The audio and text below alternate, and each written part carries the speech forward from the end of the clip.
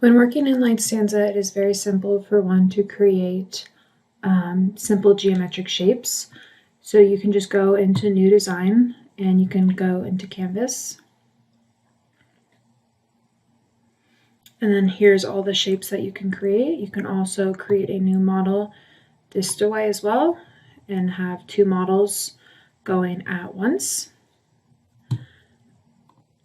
But so you have the ability to create a simple box. You can change the height here and it snaps to your grid and you can just drag like so. You can also change it like this. And then you also have the ability to draw on top of any PDFs or CAD files. And so you could upload your image here and then just draw on top of whatever space you are creating. And that's how you do that.